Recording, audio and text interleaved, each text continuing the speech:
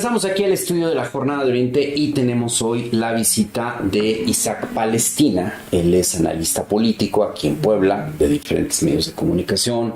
Isaac Palestina, además, ha sido, no sé si eres fundador de la 4T en Puebla. Sí, cómo no. Ha sido parte del movimiento obradorista acá en Puebla, pero eso no ha significado que no tenga una visión crítica de lo que pasa en esta expresión política. Y algo que llama mucho la atención es que estamos ya en una cuenta regresiva. Le quedan al presidente Andrés Manuel López Obrador escasos, 26, 27 días para que termine su mandato. Pues sin duda alguna él es el líder más importante que ha tenido la izquierda en México, pues a finales del siglo XX y en este inicio de este siglo. Ha sido quien ha logrado llevar a la izquierda al poder. Ha sido tal vez el movimiento político más exitoso, me atrevería yo a decir, después de la Revolución Mexicana. Ha sido el personaje con la mejor comunicación política de todos los presidentes de México. Así es. Y sin duda alguna, como él mismo lo ha planteado, su gobierno, su visión de su proyecto de nación, pues ha generado una transformación de la vida pública de este país. Pero ya se va López Obrador y él mismo lo ha dicho. Terminando su mandato, él se jubila, él se retira, incluso ha utilizado esta expresión de que no voy a ser el miembro vitalicio de nada, ni el dirigente honorífico de algo. Yo me voy del todo, él lo ha dicho. Se va a escribir, se va a una casa que tiene allá en Chiapas, en Palenque, un rancho y con un nombre muy peculiar. Y él diciendo, me jubilo y me desaparezco de la vida pública. Claro. Y esto plantea una pregunta. ¿Podrá Morena, podrá la 4T, podrá el movimiento obradorista, podrá la izquierda sobrevivir a la ausencia del presidente López Obrador? Bueno, es lo que queremos platicar hoy con Isaac Palestina. Isaac, muy buenas noches. Buenas noches, querido Fermín. Gracias por estar aquí hoy con nosotros. Y yo es la primera pregunta que te quiero hacer, Isaac. ¿Morena puede sobrevivir a la ausencia del presidente López Obrador? Morena tiene que sobrevivir a la ausencia del presidente López Obrador. Creo que estamos en un momento muy distintivo para Morena. Nosotros alertábamos, digo nosotros porque somos un grupo de compañeros que hemos venido alertando sobre la crisis de identidad que se ha acentuado en nuestro partido, en Morena. Incluso yo recuerdo las discusiones cuando muchos estaban en contra de que Morena se convirtiera en un partido por las dinámicas que podría traer este hecho pues, jurídico. Y ahora vemos con bastante preocupación que hay una agenda progresista, una agenda de izquierda que se ha ido dejando a un lado. Lo mencionabas tú muy bien ahora en el programa, el tema de los cerveceros. Perdón, el tema de los cebaderos que venden a Heineken, ¿no? Morena sería el primer articulador que tendría que estar ahí. Con el movimiento. Y con los de defensa del agua y la tierra, y con el de Granjas Carol, efectivamente. Claro. Con los estudiantes rechazados de la Universidad Autónoma de Puebla, por ejemplo, que se quedan sin universidad.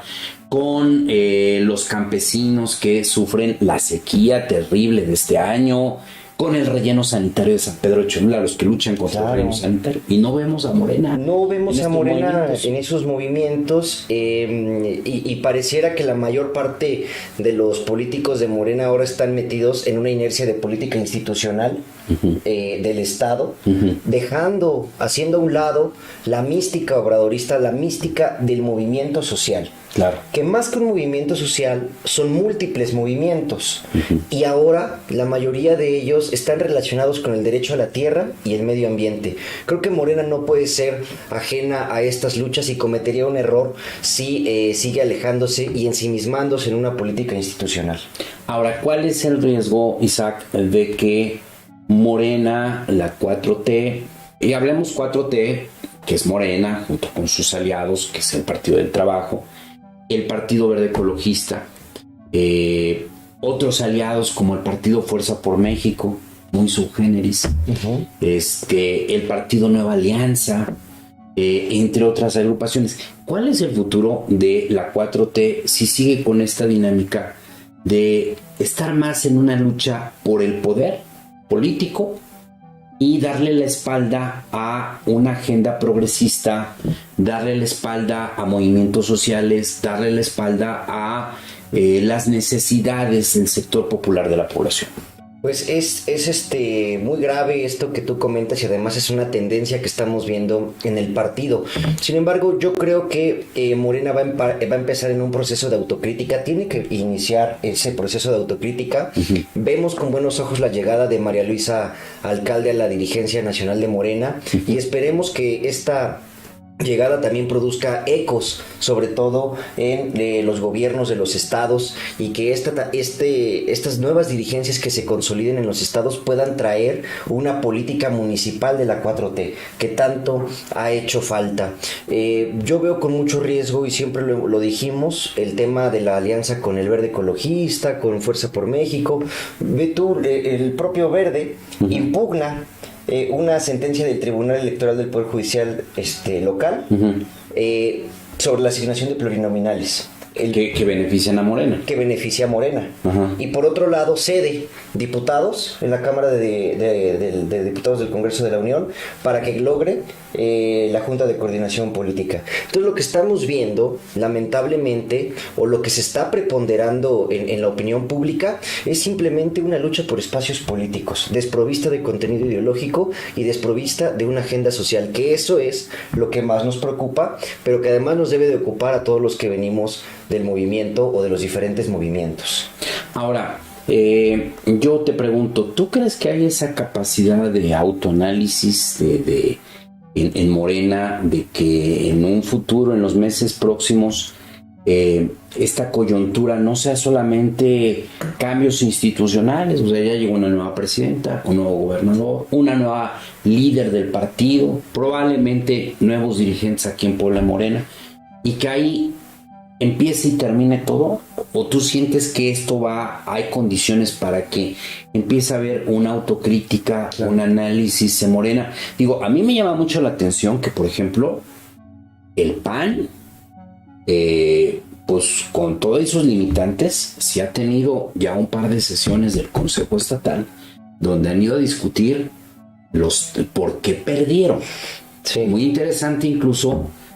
Yo no sé si fue como un asunto ahí que ella no percibió los efectos o lo hizo con toda la intención.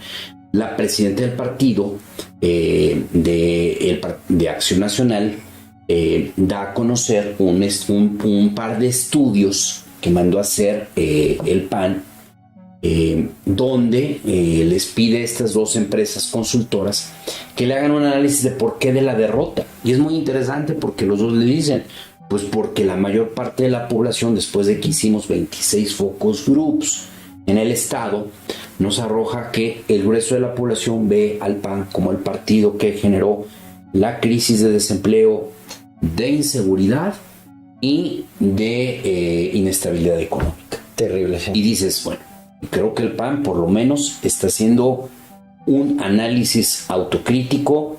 No sé si lo van a usar, porque una cosa es criticarse y otra es aprovechar la crítica. Pero ¿tú sientes que Morena tiene esas condiciones para hacerlo? Digo, ahorita de manera institucional creo que no, pero sí veo que hay una crítica muy fuerte por parte de algunos sectores internos, que es propia y natural de la dinámica de la izquierda partidista o de las izquierdas, de las diferentes izquierdas, pero también veo que hay mucha autocensura. Yo me he topado con muchos compañeras que ejercen cargos públicos, que están inconformes con algunas decisiones, pero que tampoco lo manifiestan en público. Y creo que eso produce lo que esta teórica alemana llama la espiral del silencio. No recuerdo el nombre de la autora, pero la espiral del silencio básicamente es que hay muchas cosas narradas entre pasillos, pero nada dicho. ante la opinión pública. Y esa creo que es la autocensura que ahorita está permeando de manera institucional en Morena. Sin embargo, sí existe una autocrítica, y vaya, de la autocrítica, incluso desde una perspectiva dialéctica, pues es como podemos nosotros mejorar como personas, como planteamientos teóricos, y creo que eso merece también la sociedad de Morena. Sin embargo, a ver, creo que sí son dos puntos de partida diferentes, el del PAN y el de Morena, porque el PAN parte de analizar su derrota. Morena tendría que analizar su triunfo o su condición actual. Yo lo que te diría, querido Fermín, es que viendo los números como están y viendo el volumen que se ganó electoral, me queda claro que las alianzas perversas no necesariamente fueron tan necesarias como se tan decía. Benéficas. Y tan benéficas. Porque al final de cuentas, eso que tanto criticábamos de que si ponías un burro, que si ponías una vaca, que si ponías un buey, ganaba el toro, la vaca o el buey, ahora pasa en Morena. Lo que privilegia es la marca. Claro. Ahora, Isaac, tú dices, hay una autocensura. Yo te preguntaría, uno, cuando se autocensura, es por ejemplo un fenómeno que se da mucho en el periodismo, sí, y dicen, no, ya no hay censura, hay autocensura de los medios. ¿Por qué hay autocensura? Porque de pronto puede haber varios fenómenos. Un fenómeno es que le tienes miedo al crimen organizado o tomas las debidas precauciones. Es decir, yo como medio, como comunicador, no tengo la capacidad de enfrentar al crimen organizado, por ejemplo, si se molesta por alguna publicación. O también hay mucho esta autocensura de decir, no critico al gobierno porque al final hay un acuerdo económico con el gobierno y si lo critico me van a afectar mis ingresos. Otros se autocensuran porque a veces hay periodistas que rebasan esta línea y se sienten parte de una construcción política y dicen, no, pues no critico a este gobierno porque yo me identifico con él y entonces me hago omiso a sus defectos. Pero en el caso de Morena te preguntaría, ¿qué es lo que lleva a los morenistas a autocensurarse? ¿A qué le tienen miedo para no manifestar su malestar, su inconformidad, su crítica hacia lo que pasa en el partido? Mira, yo para contestarte comentaría primero o partiría desde una reflexión de la ley de Duverger, de los partidos políticos sobre los sistemas de mayoría relativa. Básicamente lo que dice Duverger es que en un sistema de mayoría relativa como en el de México, hay una tendencia a que se creen dos fuerzas políticas, como está sucediendo hoy en México. Una fuerza política gobernista y una fuerza opositora. Esto constituye en los hechos un bipartidismo imperfecto. Así está constituido hoy en México, un bipartidismo imperfecto. Tenemos dos grandes coaliciones que están luchando por el poder entre sí. Movimiento Ciudadano yo creo que entra en la alianza opositora. Sí. O se queda en medio, en un momento le conviene un lado y otro le conviene el otro lado, ¿no? Sí, y entonces está la polarización de esta bipolaridad que es muy caro contradecir al líder supremo, es decir, a Andrés Manuel López Obrador. Y no porque yo lo vea como un dios o como un ser con poderes superiores, sino porque es tan potente su narrativa, tú ya lo decías, es el mejor comunicador político de nuestros tiempos, que es muy difícil poder llevarle la contra. Yo he estado empezando a incursionar en TikTok y tuve una posición crítica sobre la reforma al Poder Judicial, y los seguidores que yo ya había ganado, que me habían seguido por tocar temas a favor del presidente, en esta ocasión se me fueron en contra. ¿Sí? Es decir, creo que también tú mides no tanto la pérdida del trabajo, la pérdida del cargo público o el ostracismo político, sino también el impacto en la opinión pública por contradecir al presidente y que te metan automáticamente en la caja de los corruptos neoliberales conservadores. Pero, a ver, una cosa es criticar al presidente y otra cosa es, por ejemplo, criticar a los líderes, a los gobernantes de Morena aquí en el estado. ¿Tú sientes que también esa autocensura se está dando en el ámbito local? Sí, creo que permea, porque a final de cuentas la gente asocia a Morena con Andrés Manuel López Obrador, y por lo tanto estamos en una lucha de buenos contra malos. Básicamente creo que ante la sociedad, ante la opinión pública, así se percibe.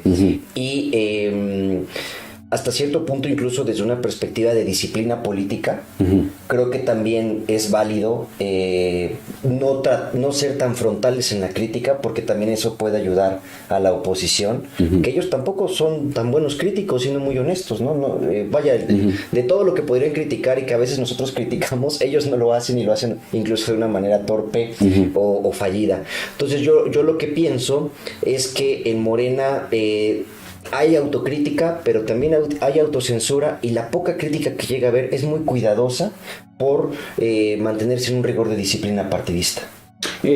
Ahora, próximamente va a haber una renovación de la dirigencia nacional de Morena. Creo que ya está más que cantado que quien tiene más posibilidades es María Luisa, alcalde Luján. Bueno. Pero también aquí en Puebla me parece que hay una coyuntura muy especial. Es que la actual presidenta del partido, Olga Lucía Romero García Crespo, ya incluso está designada para un cargo en el próximo gobierno. Va a ser la directora del organismo de carreteras de cuota. Y también el señor de apellido Pala, que es el secretario de organización de Morena, próximamente en el gobierno de Alejandro Armenta Mier, se va a desempeñar como secretario de Gobernación. Se van dos cargos fundamentales del partido. Sé que no se ha definido cuál va a ser el derrotero de Morena aquí en Puebla, si habrá dirigentes interinos, si por prelación suban al secretario general a la presidencia, o si se convoca un proceso de renovación. Si no se da este año, me parece que sería el próximo año. Frente a esto yo te pregunto, ¿qué tan importante es para Morena aquí en Puebla la persona que llegue a dirigir el partido? ¿Es fundamental? ¿Eso marca las posibilidades de que Morena pueda tener un espacio de autocrítica, un espacio de discusión? ¿O tú crees que eso es secundario? Creo que es fundamental, querido Fermín. Yo lo he pensado de esta forma. Creo que Puebla está en el avispero político por su cercanía con la Ciudad de México y por pertenecer a la cuarta circunscripción de la República. ¿Por qué? Porque a partir de la lista de las circunscripciones es como se van asignando diputados y senadores en la Cámara de Diputados y la de Senadores respectivamente. Entonces, los actores políticos que juegan en Puebla tienen una vinculación muy estrecha con los de la Ciudad de México por estas posiciones. Entonces sí se requiere un perfil que tenga el suficiente liderazgo para poder encontrar a tantas corrientes de pensamiento, de identidad, incluso perfiles que pueden ser contradictorios entre sí mismo. Y la política en Puebla, la verdad es que ha demostrado que también es muy de golpes bajos, incluso adentro de Morena. Entonces, ¿cómo poder sobrellevar esas rivalidades políticas?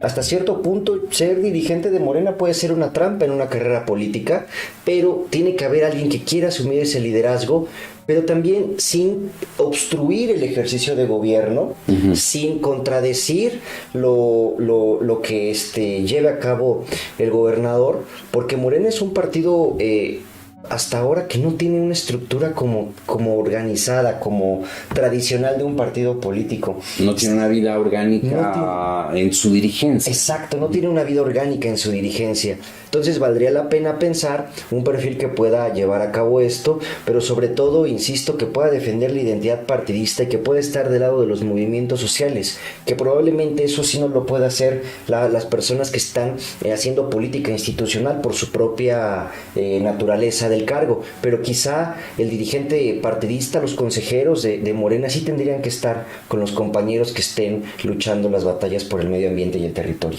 ¿Tú quién percibes que pudiera tener estas características? Digo, se han empezado ya ahí a mencionar algunos nombres. Por ejemplo, se dice que Rodolfo Huerta, dirigente del Partido de la Revolución Democrática, exfuncionario del gobierno de San Pedro Cholula, exdiputado local, hoy muy cercano al gobernador electo Alejandro Armenta, pudiera ser la propuesta del próximo mandatario estatal para dirigir Morena.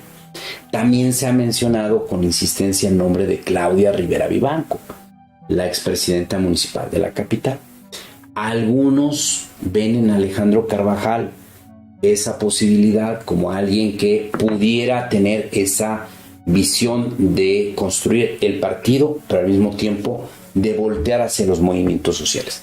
¿Tú quién ves con posibilidades? ¿Quién crees que sería un muy buen dirigente de Morena? Yo creo que a nivel nacional ya está trazada la ruta. El presidente Andrés Manuel López Obrador fue muy claro haciendo esta analogía en la que se encontró Lázaro Cárdenas cuando dijo si la apostaba a la izquierda o a la derecha, y que él la apostó a la derecha y se equivocó. Y dijo, yo no me voy a equivocar y le voy a apostar a la izquierda, y apostó al perfil de Claudia Sheinbaum. Y ahora, en el relevo de la dirigencia nacional de Morena, también se la apostó a la izquierda, a la juventud y a las mujeres. Creo que esa tendencia tiene que continuar aquí en Puebla, y a mí nada más me gustaría, como joven, como militante de Morena, y además como una persona con formación ideológica, que fuera en congruencia con nuestros valores, que fuera un perfil con congruencia con nuestros valores, con identidad política, al que podamos decirle compañero, compañera, camarada, y trabajar codo a codo como se viene haciendo desde hace tiempo por las causas sociales. Entonces, creo que más allá de un perfil en específico, habría que ver qué personaje, hombre o mujer, puede llevar a mejor destino los rumbos de Morena en Puebla capital. Pero creo que a nivel nacional ya está clara la ruta, y es apostarle a perfiles de izquierda.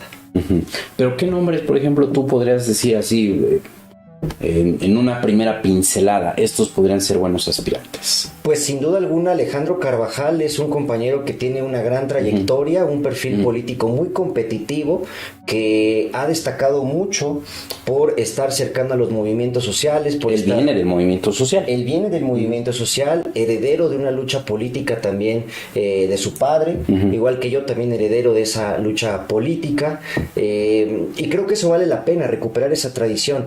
Pero también está el perfil de la compañera Claudia Rivera Vivanco, que tú también la has mencionado ya en tus columnas.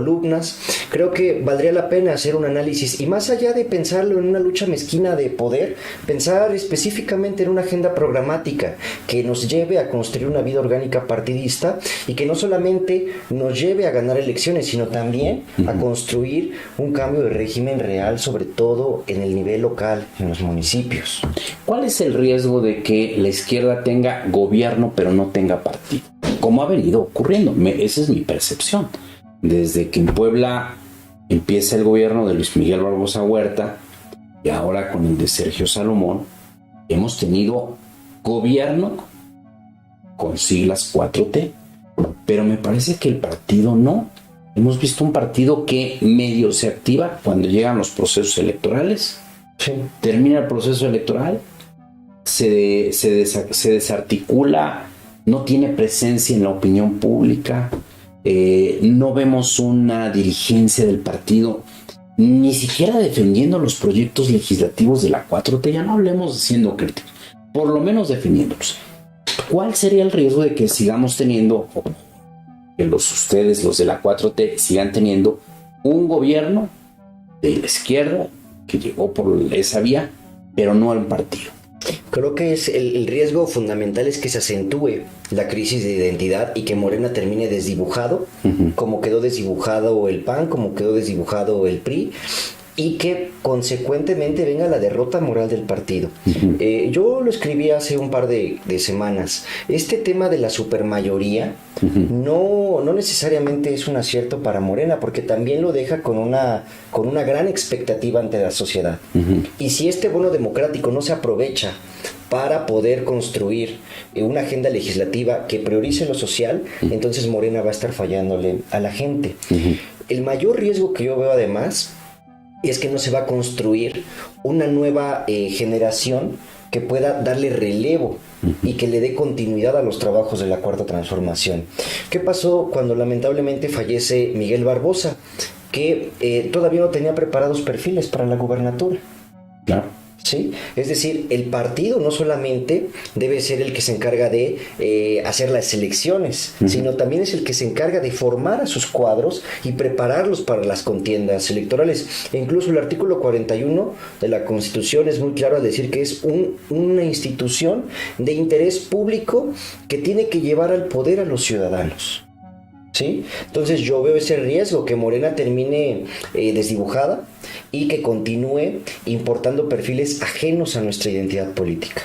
¿Tú no ves que en Morena Puebla estén, por ejemplo, construyendo movimientos de jóvenes? ¿No ves esa inclusión del joven, de los jóvenes universitarios, de los jóvenes de clases populares, de los jóvenes que trabajan en diferentes ámbitos participando en Morena en la 4T. Sí la veo, pero creo que también con un enfoque adultocentrista, es decir, son adultos haciendo programas para jóvenes. Haciendo grilla. Ajá. En lugar de ver el tema de cómo mejorar a los jóvenes. Totalmente.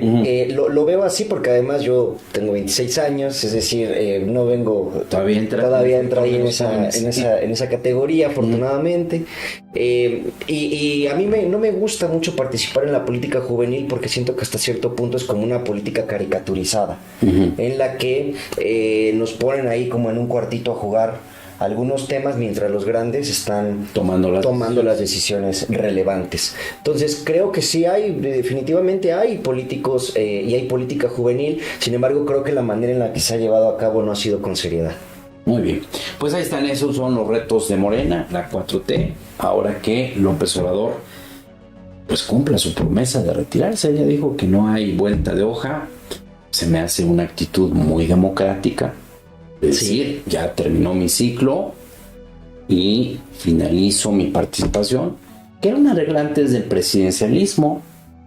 Y pues a todo lo que podamos ser muy críticos del presidencialismo del PRI, era como una regla de que el presidente que terminaba se jubilaba, se retiraba, guardaba un silencio sepulcral y fin del asunto. Que no lo han hecho los panistas. Los panistas esos se sienten que deben de estar en el poder perpetuamente, pero López Obrador ha planteado eso, y eso pues lleva a este dilema de cuál va a ser el futuro de la 4T sin López Obrador. Creo que se tiene ya que pensar mucho y discutir mucho y buscar esas alternativas. Sí. Pues muchas gracias, querido Fermín, muchas gracias a tu auditorio. Felicidades a la Jornada de Oriente por su trabajo tan destacado. Yo le sigo desde que soy un niño y he estado siempre muy puntual a sus publicaciones. Gracias, muy bien, querido pues Fermín. muchas gracias, Zach, y ya en futuras ocasiones seguiremos analizando otros temas de coyuntura aquí en este espacio de la Jornada de Oriente. Excelente, gracias. Y a usted muchas gracias por su atención. Nos vemos mañana aquí en las redes sociales de la Jornada de Oriente. Que tenga usted un muy buen inicio de semana. Gracias. Buenas noches.